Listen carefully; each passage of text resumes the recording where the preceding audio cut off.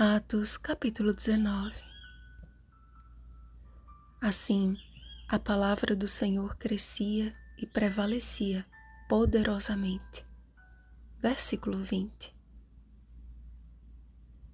Ficando Apolo em Corinto, Paulo encaminhou-se a Éfeso e para onde dantes tinha sido impedido de ir pelo Espírito Santo, permaneceu por espaço de 2 anos, dando ensejo a que todos os habitantes da Ásia ouvissem a palavra do Senhor, tanto judeus como gregos.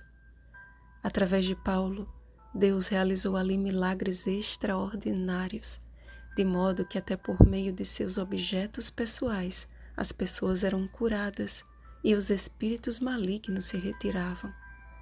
Apesar de serem discípulos sinceros, aqueles 12 homens que Paulo encontrou em Éfeso não tinham conhecimento acerca do Espírito Santo, e mesmo que batizados pelo batismo de João, foram novamente batizados, desta vez em o nome do Senhor Jesus, e logo após veio sobre eles o Espírito Santo, por meio do qual falavam em línguas como profetizavam.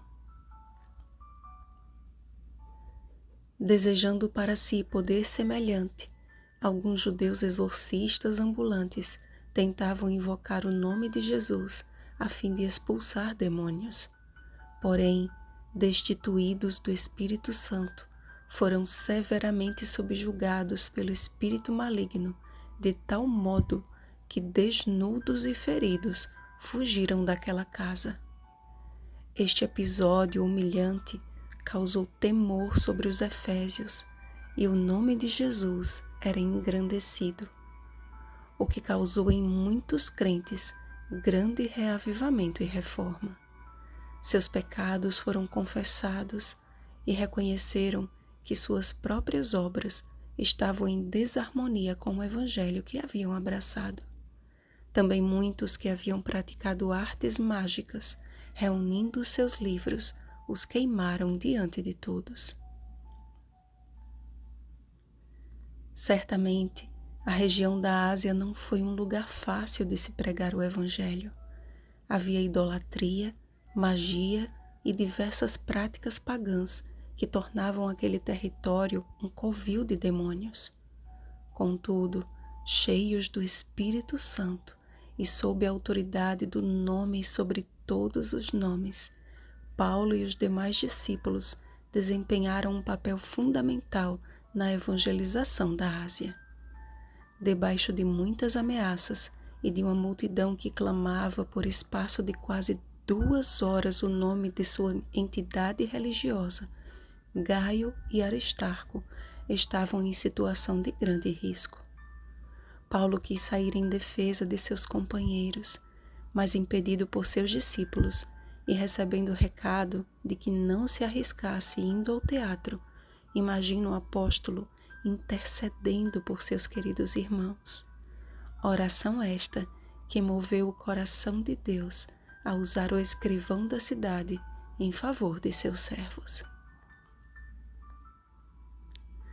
Percebam que o trabalho daqueles homens de Deus não consistia em blasfemar contra a deusa daquela gente.